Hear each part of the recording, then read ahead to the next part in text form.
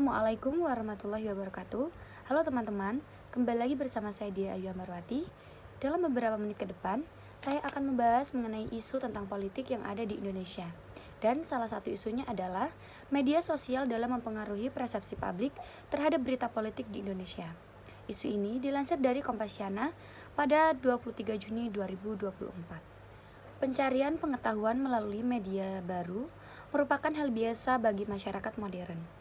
Media sosial berhubungan dengan pemanfaatan penggunaan yang semakin mudah. Setiap orang tanpa kesulitan dapat menggunakan media sosial untuk mencari atau memperoleh dan memanfaatkan informasi yang beragam dalam koridor kebebasan berkomunikasi. Pengetahuan politik tidak hanya sebatas pengetahuan yang dimiliki diri sendiri saja. Akan tetapi, pengetahuan tersebut harus dapat memunculkan pengetahuan dalam memberikan opini, sehingga terciptanya diskusi politik.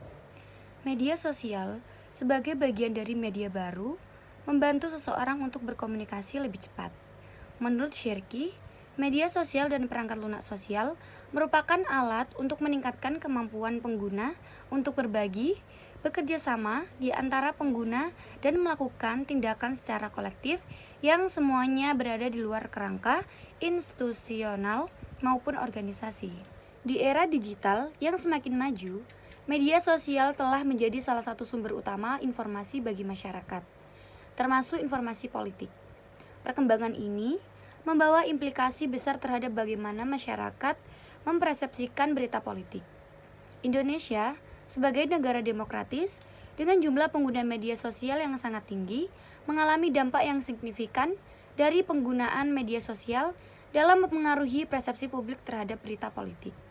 Menurut laporan digital 2021 yang diterbitkan oleh We Are Social dan Hootsuite pada Januari 2021, Indonesia mencatat total pengguna aktif media sosial sebesar 173 juta orang.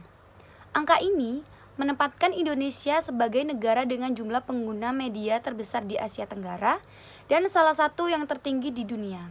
Penggunaan media sosial sebagai sumber berita politik telah meningkat secara dramatis dalam beberapa tahun terakhir. Berdasarkan survei yang dilakukan oleh Asosiasi Peneliti Opini dan Pemasaran Indonesia atau ARPI, pada tahun 2023, lebih dari 80% dari total populasi pengguna internet di Indonesia menggunakan media sosial sebagai sumber utama informasi politik mereka.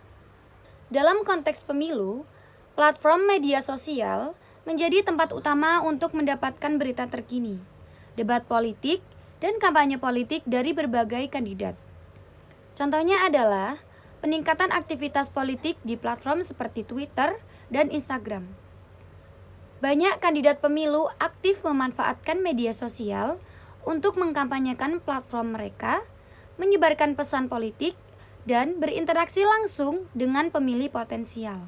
Penggunaan media sosial juga telah mengakibatkan terbentuknya filter bubble dan echo chamber di antara kalangan masyarakat Indonesia. Filter bubble mengacu pada fenomena di mana algoritma media sosial secara otomatis menyaring konten yang ditampilkan kepada pengguna berdasarkan preferensi dan perilaku online mereka.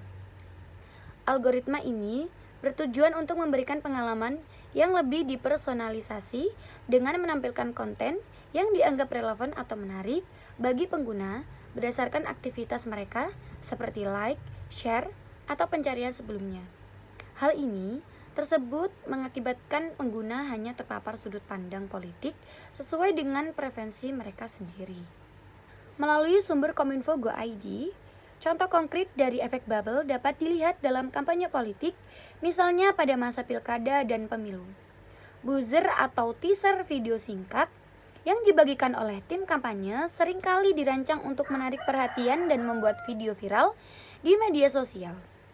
Buzzer-buzzer ini umumnya menawarkan gambaran singkat tentang visi dan misi calon kepala daerah atau presiden, serta janji-janji program yang ingin dicapai. Namun, jika buzzernya tak dikomplement dengan informasi yang lebih detail dan objektif, maka masyarakat hanya akan terpapar pada narasi yang sesuai dengan preferensi mereka sendiri, sehingga memperkuat keyakinan mereka tanpa membiarkan mereka terkena informasi alternatif.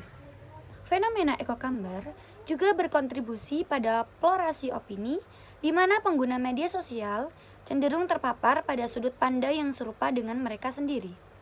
Ini bisa memperkuat keyakinan mereka sambil mengurangi pemahaman tentang sudut pandang lain yang mungkin ada. Filter bubble dapat menghambat diskusi publik yang sehat dan beragam karena pengguna mungkin kurang terpapar pada perspektif atau informasi yang lebih luas. Echo Chamber pun menguatkan keyakinan politik yang sudah ada melalui penggunaan informasi dari lingkungan sejenis. Sehingga masyarakat cenderung mendukung atau menolak informasi berdasarkan pandangan politik mereka sendiri tanpa mempertimbangkan sudut pandang alternatif. Dengan demikian, peran media sosial dalam mempengaruhi persepsi publik terhadap berita politik di Indonesia sangat signifikan. Masyarakat perlu lebih kritis dalam menyaring informasi yang diterima dari berbagai platform untuk mencegah dampak negatif terhadap proses demokrasi.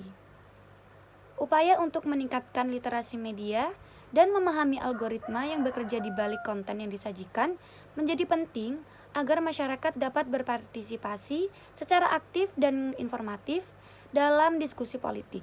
Kontrol atas penyebaran informasi palsu dan promosi transparansi serta kejujuran dalam komunikasi politik juga diperlukan untuk menjaga kualitas informasi yang digunakan dalam proses demokrasi.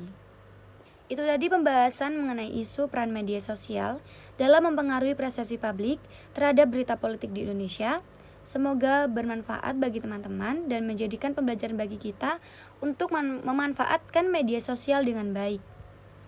Terima kasih atas perhatiannya dan mohon maaf apabila ada salah kata. Wassalamualaikum warahmatullahi wabarakatuh.